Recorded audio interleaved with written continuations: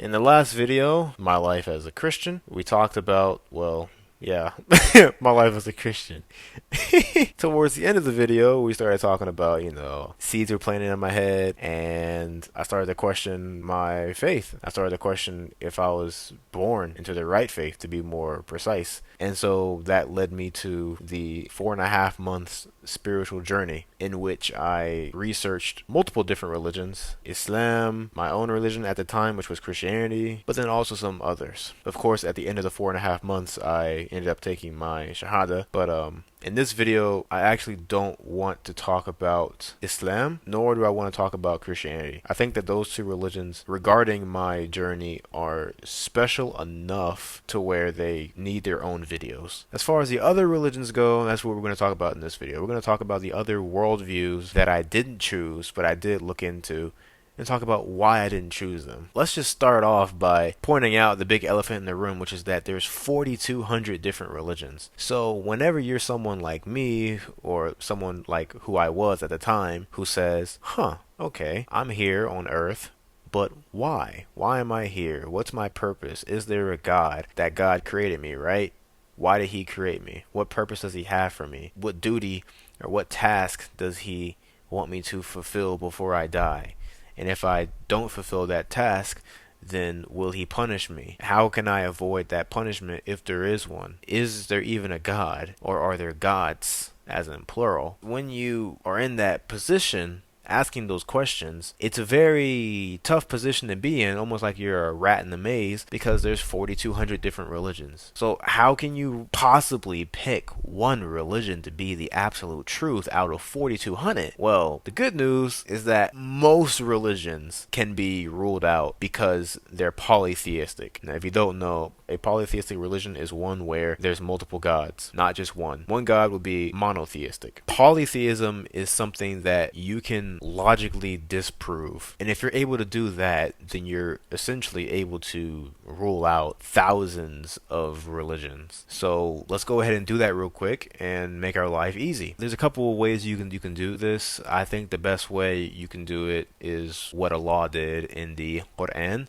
When you read chapter 23, ayah 91, it says, مَا اتَّخَذَ اللَّهُ مِن وَلَدٍ وَمَا كَانَ مَعَهُ مِنْ إِلَهٍ إِذًا لَذَهَبَ كُلُّ إِلَهٍ بِمَا خَلَقَ وَلَعَلَى بَعْضُهُمْ عَلَى بَعْضٍ سُبْحَانَ اللَّهِ عَمَّا يَصِفُونَ. So basically, if there were multiple gods, then they would try to beef with each other and divide up the universe, and there would just be a bunch of lack of uniformity across the universe and lack of harmony, and everything would be in chaos. And that leads me to the other ayah in the Quran, which is chapter 21, ayah 22, which says, لَوْ كَانَ فِيهِمَا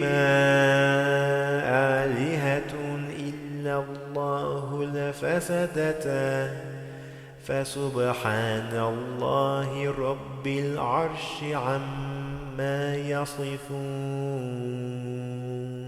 If there were two gods, then those gods would differ in opinions on matters, and they would fight for dominance. Imagine the damage that would be caused by such a fight, and the universe would probably not even exist because of that fight. You can also tackle this from a philosophical standpoint, from a logical standpoint. For example, we know that the concept of God is a being which is omnipotent, which is all-powerful. Well, if there's two gods which are all-powerful, then they're not all-powerful, because all-powerful implies you have power over everything. But if God number one is all powerful, he would have to have power over God number two. And if God number two is inferior to God number one, then God number two is just not God. So you can't have two all powerful beings. That's logically impossible. The other thing is that God is a perfect being. If you had two perfect gods, then conceptually those two gods would collapse into one God. Now, what is a perfect being? A perfect being is one where if you were to change the being even a little bit, then that being would no longer be perfect.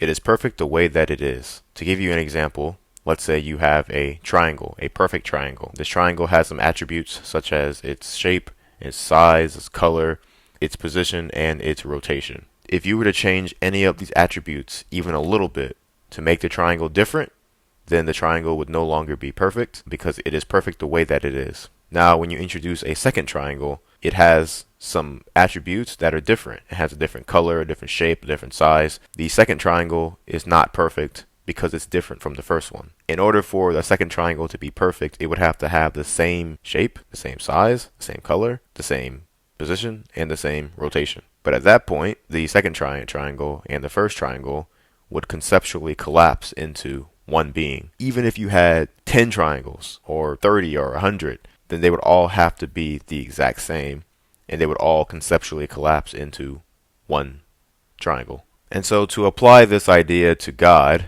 and God being a perfect being, there really conceptually cannot be more than one God, because the multiple gods would have to be the exact same and would conceptually collapse into a single being. There cannot be more than one God, and they're perfect beings, and they're also different at the same time. And if you were to say that, oh, well, then the gods would not be perfect, then, well, they're not God.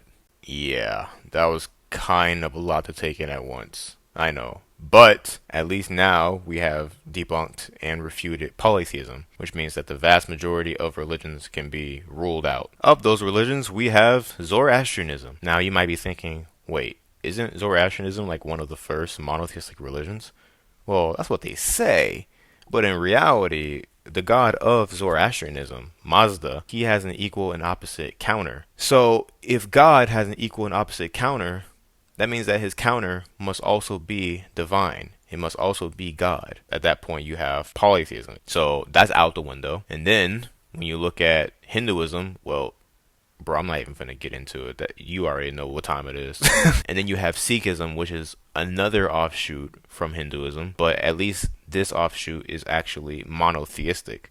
So that part is not the problem. The problem is that they say that every religion is true, including Islam. But if Islam is true, then that means that Sikhism is false, because Islam says that there's no prophets that come after the Prophet Muhammad sallallahu alaihi wasallam. So that means that all of the gurus, it's all just false prophets. So Sikhism, just based on that, is not a valid religion. And then Judaism suffers from the same problems that Christianity suffers from, which is that their book, the Tanakh, we don't know who wrote it. We know it's been changed over time and not preserved, and we know that it's filled with contradictions and copious errors. And these are problems that I'm going to touch on in a future video whenever I tackle Christianity. But yeah, it's kind of hard to get into Judaism whenever the book that Judaism is based on isn't even proving itself to be a reliable source of guidance. Now, one of y'all who are watching this video, I'm pretty sure one of y'all are like an atheist, and you're probably looking at this video like, these stupid people with their religions.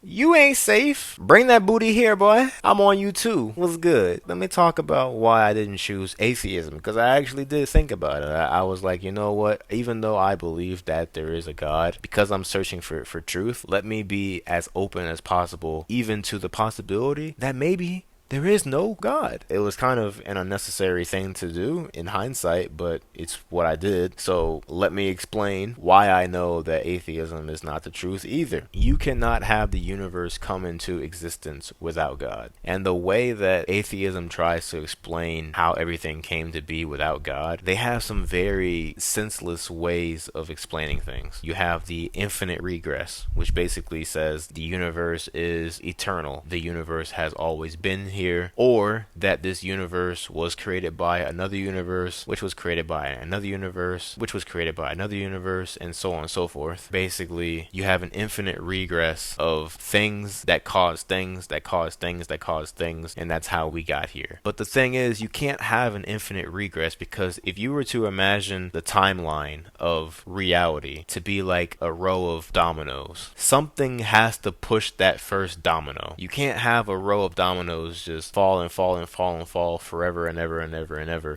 Something has to push that first domino, and the thing that pushed that first domino is God. And I know there's probably an atheist watching this who's saying, okay, but then where did God come from? Who created God? Well, the answer to that is simple. What's north of the North Pole?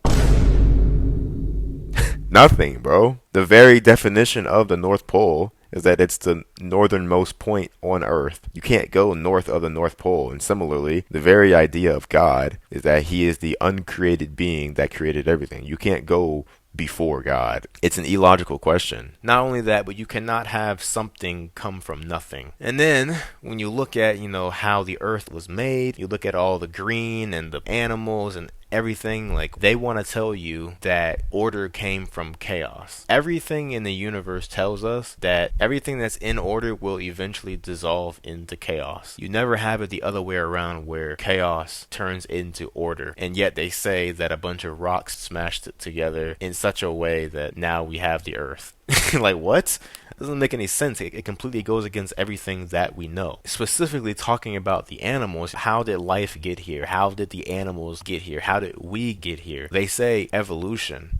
And I don't have a problem with the idea of animals mutating over millions of years. That's not the issue. The issue is, how did that start? What was the first life? Was it single cell bacteria? Okay, where did that come from? They want to say aliens. Okay, where did the aliens come from? You have to answer that. Where did the first life come from? And what is life? So anyway, to close this video, the last worldview that I wanted to talk about is agnostic monotheism. You believe that there is one God, but that God could be an intelligent being, or it could just be a force, or some other type of higher power. You have this belief without actually belonging to any one religion. And I mean, in a world where there are no true religions, agnostic monotheism would probably be the best worldview to have, because it makes more sense than polytheism and it makes more sense than atheism. However, we don't really live in such a world because Islam exists, and Islam contains a truth that is extremely obvious and very apparent for those who are open to it. And inshallah, in a future video, I'm going to explore that truth. But until then,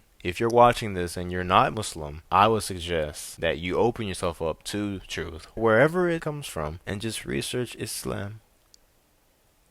Assalamu alaikum wa rahmatullahi wa barakatuh.